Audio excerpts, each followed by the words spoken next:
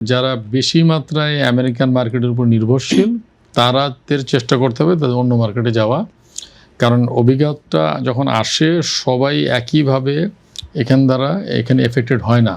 যার export basket Europe আছে, Asia আছে, আমেরিকা আছে, সে কিন্তু খুব বেশি ক্ষতিগ্রস্ত হবে না। ক্ষতিগ্রস্ত হইলেও সেটা সে সহ্য করতে পারবে। আর যিনি 80%, 90%, 100% বা 70% ডিপেন্ডেন্ট অন আমেরিকান মার্কেট, তাকে এখনই পজিশন নিতে হবে। আর as a country, as a sector, আমরা রাতারাতি আমেরিকার মার্কেটের বিকল্প তৈরি করতে পারবো না। সেক্ষেত্রে আমাদের কি করানো উচিত? আমি তো চাইলেই আমেরিকান কনজিউমারের বাইং ক্যাপাসিটি বাড়িয়ে দিতে পারবো না। তার তো নিজস্ব পার্সোনাল পোর্টফোলিও বলেন, বিজনেস পোর্টফোলিও বলেন আছে। সো এইটা নিয়ে আমি খুব বেশি শঙ্কিত না।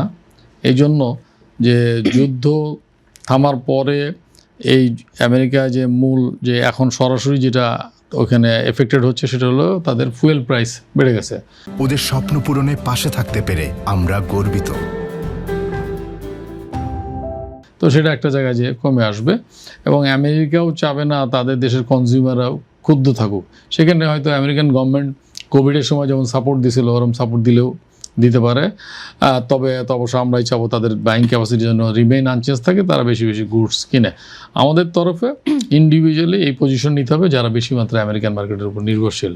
বাংলাদেশ অ্যাজ এ কান্ট্রি খুব বেশি করণীয় আছে বলে আমি মনে করি না। যেহেতু আমরা কোভিডের কথা চলেই আসলো, কোভিড পরবর্তী সময়ে যেভাবে বাংলাদেশের পোশাক শিল্প ঘুরে দাঁড়িয়েছিল, সেই জায়গার সাথে আমরা যদি কিছুটা হলেও তুলনা করি, বলবো না যে কোভিডের সিচুয়েশন আর এই সিচুয়েশন সেম, তবুও যদি আমি সংকট তো সংকটই, ওটাও বৈশ্বিক একটি সংকট ছিল, এটাও একটি বৈশ্বিক সংকট, তুলনা যদি করি তাহলে কোভিড পরবর্তী সময় যেভাবে আমরা ঘুরে দাঁড়িয়েছি সেই জায়গা থেকে কি আমাদের কি পদক্ষেপ নিলে ভালো হবে এবং আমাদের চ্যালেঞ্জগুলো কি হবে?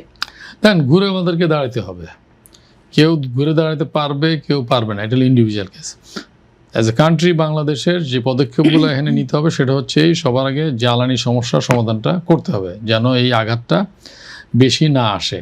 দ্বিতীয় হলো আপনার যে ক্ষতিগ্রস্ত হয়ে গেলে কোনো ফ্যাক্টরিতে ইন্ডিভিজুয়ালি সেখানে এক ধরনের সাপোর্ট, ফাইন্যান্সিয়াল সাপোর্ট দিতে হবে। আমি ইনসেন্টিভের কথা বলছি না, আমি হয়তো বলছি যে for the timing short term loan দিতে হবে।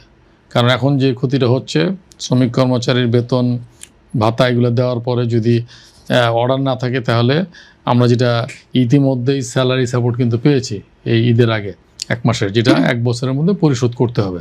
সো যদি সিচুয়েশন প্রলং করে তাহলে আমরা অবজার্ভ করলে সেটা নিয়ে আমরা আবার গভর্নমেন্টের কাছে বলি, গভর্নমেন্টেরও তো একটা সীমাবদ্ধতা আছে, সেটা আমাদেরকে চিন্তা করতে হবে। সো এক্ষেত্রে সিচুয়েশনটা কত গভীর হয়, কত কঠিন হয়, এটার উপরে নির্ভর করে আমাদেরকে গভর্নমেন্টের কাছে যেতে হবে এবং সেই অনুযায়ী গভর্নমেন্ট সিদ্ধান্ত নেবেন বলে আমরা আশা করি। কারণ হলো এই মুহূর্তে বাংলাদেশের পোশাক শিল্প সবচেয়ে বেশি আপনার কর্মসংস্থান তৈরি করে এবং সরকারের অন্যতম প্রধান উদ্দেশ্য হলো কর্মসংস্থান তৈরি করা।